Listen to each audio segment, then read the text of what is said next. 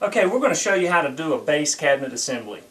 Once you open up your box, you're just going to have a lot of parts in a couple bags. Going to have a few odds and ends and a few pieces. You may not be sure what they are.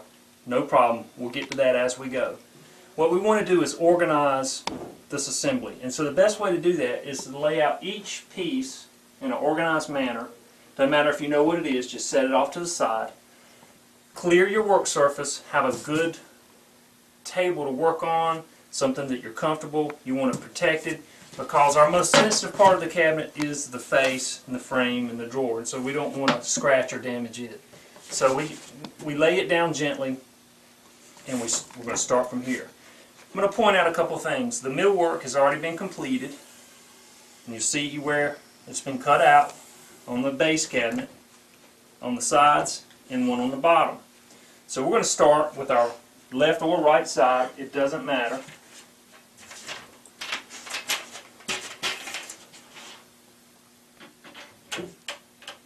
The clips are already lined up and should go right into place. Make sure your plywood lays in the joint that has been cut out and just set it there. We don't want to tighten up anything yet because we've got to do some wiggling and moving. Now we're going to grab our other side.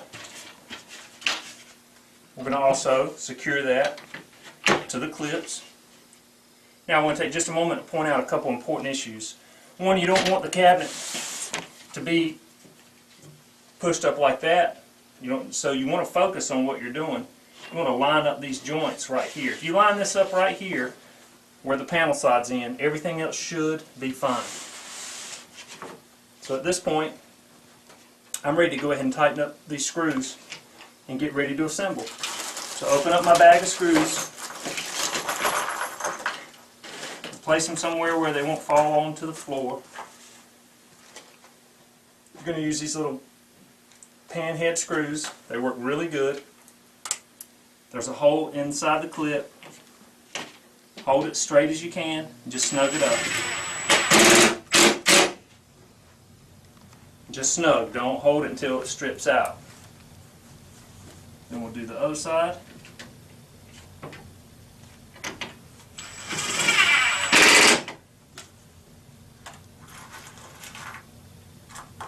We'll do the tops.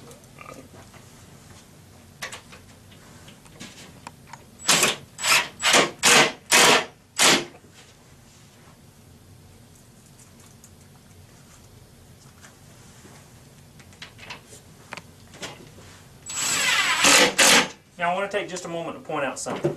Once in a while you may see a clip, it may not be lined up just right. If so, just back the screws out, readjust it, and refasten it. It's not a big issue at all.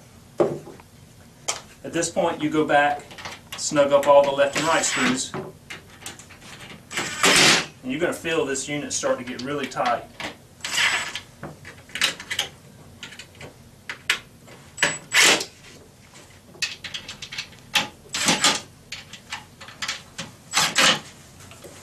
It tightens up great. If you want to take a little time and you want to use wood glue and put a bead of wood glue down in the joint, you certainly can, but these metal fasteners are super strong, and it's going to go together really well.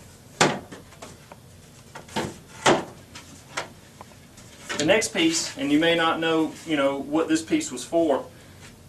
If you see that there's no banded material, it's raw plywood. You can see it. You know this is not a shelf or anything like that. So it's got a finished bottom. So if you open your cabinet and you look, you want to see a nice finished material, not unfinished. So make sure you put it in the right way. At that point, you slide it right inside the pre-milled joints, and you can see where that bottom is ready to go. It's important though to make sure that it sits all the way flush with the channel that's been cut out. Sometimes plywood's not completely straight, and you want to make sure if you need to take it and push it, make sure it's all the way flush. It's important because if not, the back is not going to fit correctly. At this point, it's time for the back.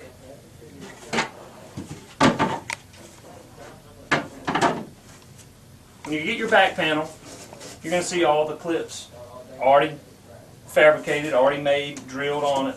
You're also going to see one channel in your back. So obviously this channel is going to slide right on top of that. Sometimes, let me point this out, these may be a little too tight. Loosen them up so these will just fall right in there. In fact, let's go ahead and do that now just to be on the safe side. Just take a moment, just loosen them just a little bit. It just gives you a little more room to work.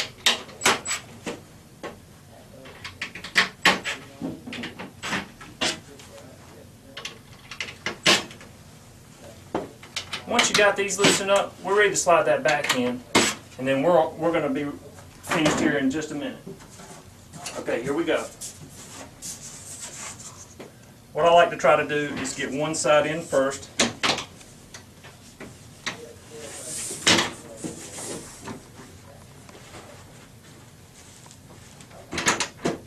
And I just set it in there, and I come around to the other side, start at the back, walk around to the front, push it in there.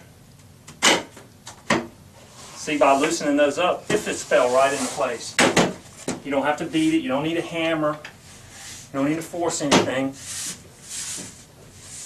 At this point, it's snugged up. So we can go ahead and start tightening it up, and we're going to get this cabinet ready to stand up and take our next step.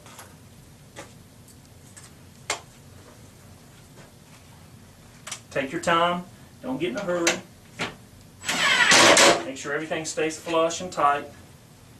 Then I'm going to point out a couple of things that's going to make your cabinet job go a whole lot better.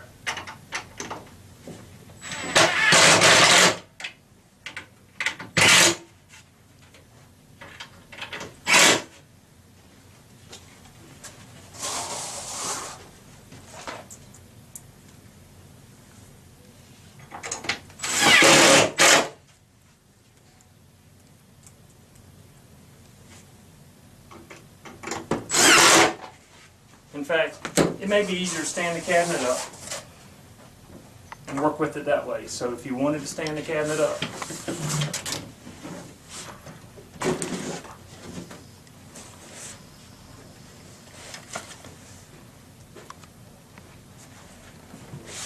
and you wanted to reach inside while it's standing and secure everything, you certainly can do that.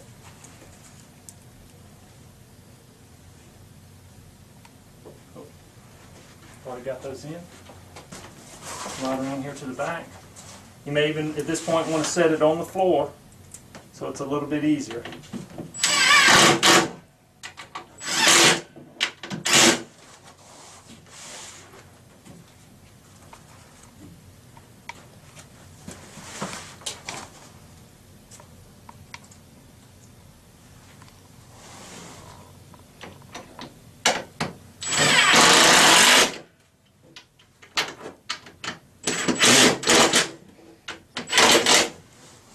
Alright, once you've got all those screws tight, your cabinet's almost done.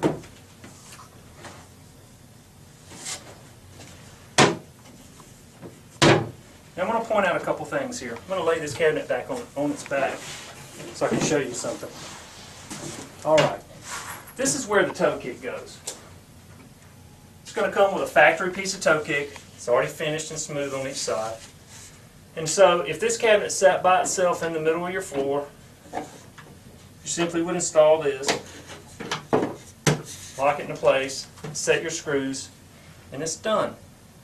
But if this is a part of a row of cabinets, and there's going to be another cabinet sitting beside it, you've got your toe kick, and the next cabinet's going to have a toe kick, and you don't want two pieces of toe kick touching each other and having a seam. Then you have to put another skin on top. So there's a little bit better way of doing it if you have your chop saw. Before you install this, if you'll take it, mark it here, right there. In fact, let's point it out. If you put a mark on it right here, and right there, then you take this off, take it out, chop that edge off, and chop that edge off. You want to remove these. Then when you come back, you recess it down where it's flush, just like so. You'll see that this would sit flush with here. Once it's flush there, then your toe kick's done. Once the cabinet's installed, you skin over it, and it's a nice, smooth, really professional installation.